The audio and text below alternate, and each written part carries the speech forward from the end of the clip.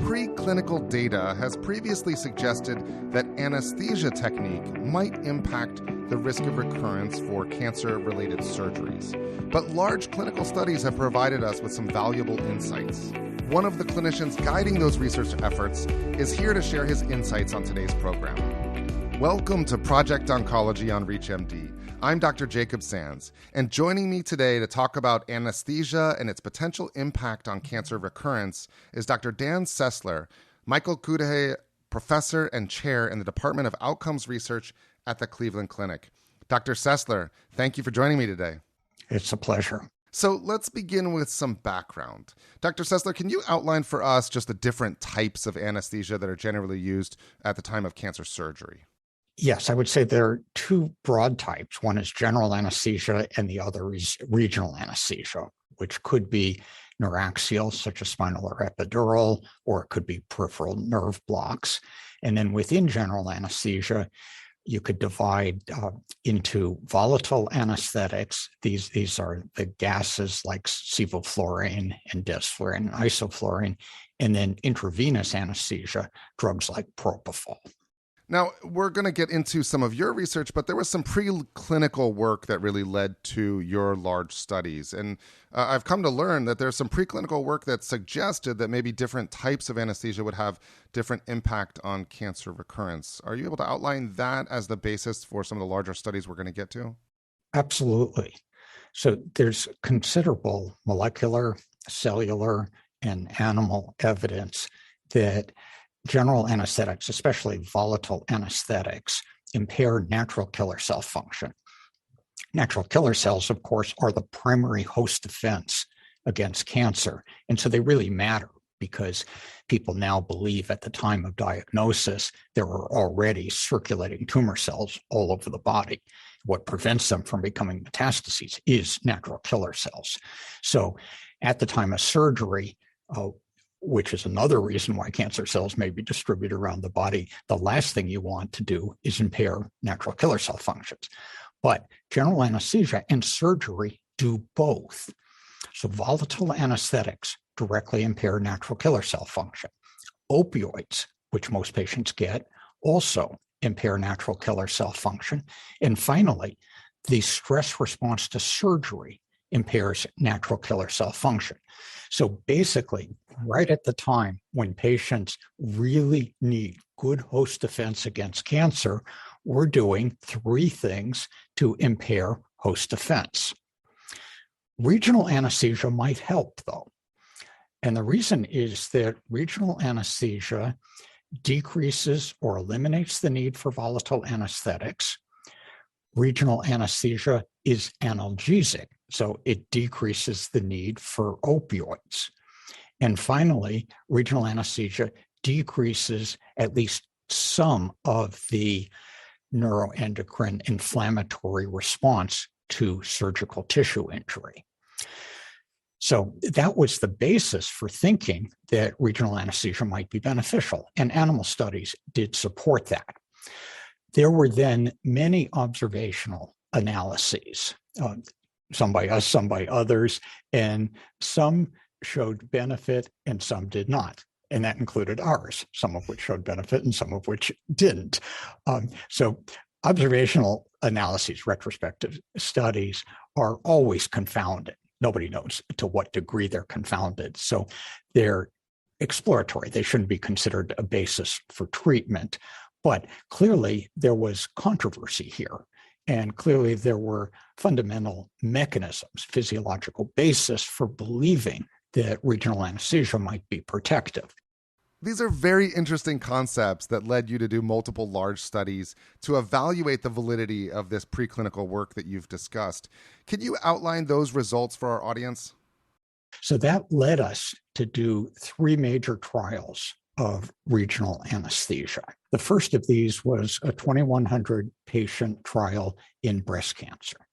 So patients were randomized to a conventional general anesthetic with volatile anesthetics or to paravertebral blocks combined with propofol sedation.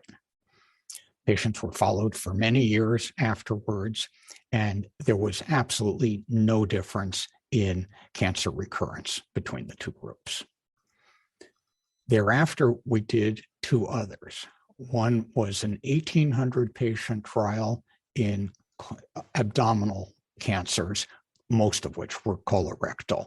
So in this case, patients were randomized to volatile anesthesia, general anesthesia, or to epidural anesthesia and sedation, or as little volatile anesthesia as we could get away with.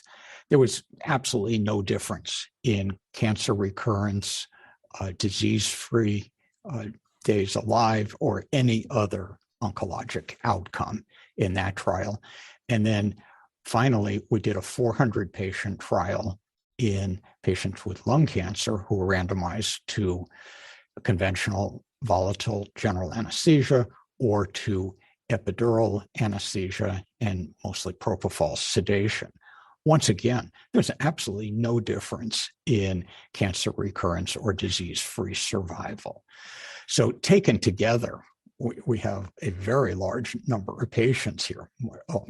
4,500 patients or so have been entered into formal randomized trials of regional anesthesia versus general anesthesia, and there was no benefit. So I have to conclude, okay, it was a good idea. It was supported by basic science and animal science, but as is so often the case, it simply doesn't translate to humans. From a clinical perspective, it's clear you should not select the type of anesthesia based on expectations about cancer recurrence. If you want to use regional anesthesia, and regional anesthesia is great, there are many other good reasons for using regional anesthesia, but cancer recurrence is not among them. For those just tuning in, you're listening to Project Oncology on ReachMD. I'm Dr. Jacob Sands, and I'm speaking with Dr. Dan Sessler about anesthesia use in cancer surgery and the potential implications for cancer recurrence. Now, Dr. Sessler, you have outlined multiple studies that essentially demonstrated no significant difference in recurrence related to the type of anesthesia use, which is somewhat reassuring, as I'm often telling patients that surgery is not going to impact their recurrence, and this is kind of a fable out there. In general, concerns about surgery, so it's reassuring to hear that the anesthesia type is not necessarily something that's going to impact that. But that being said, there is still a lot to look at in the field going forward, and so are you able to highlight some of what you're looking at now in ongoing studies? Absolutely. So I mentioned in the beginning that there are two types of general anesthesia, volatile anesthesia and intravenous anesthesia. Preclinical data, again, suggests that intravenous anesthesia is preferable to volatile anesthetics. There's basic science evidence that volatile anesthetics impair natural killer cell function, and intravenous anesthetics, particularly propofol, which is the major intravenous anesthetic, either leave natural killer cell function unchanged or maybe even slightly improve it. So based on these data, we have the theory that total intravenous anesthesia might be preferable to volatile anesthesia in terms of cancer recurrence. There are also other anesthetic adjuvants. For instance, COX-2 inhibitors might be helpful. Lidocaine, intravenous lidocaine, might be helpful.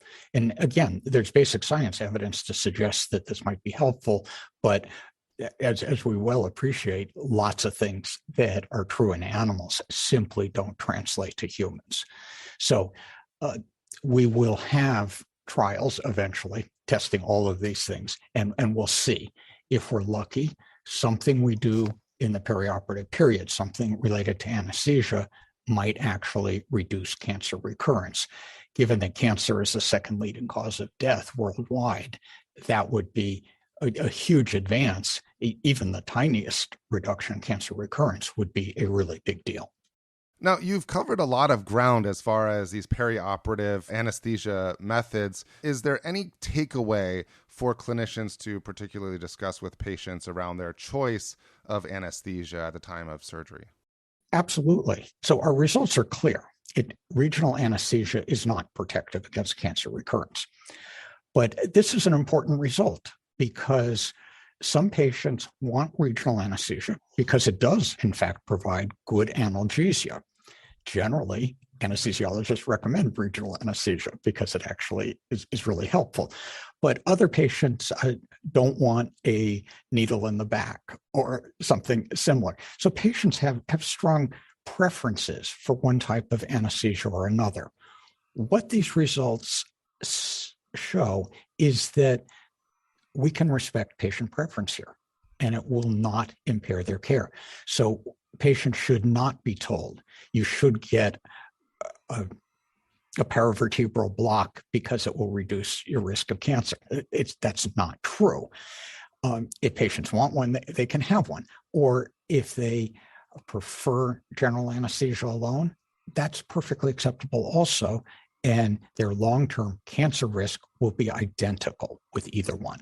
So this is an area where we can absolutely give patients autonomy. And with that recommendation, it wraps up our time. I want to thank my guest, Dr. Sessler, for joining me today and sharing his expertise on the use of anesthesia and cancer surgery. Dr. Sessler, wonderful having you on the program. It's my pleasure. I'm Dr. Jacob Sands. To access this and other episodes in our series, visit reachmd.com/projectoncology, where you can be part of the knowledge. Thanks for listening.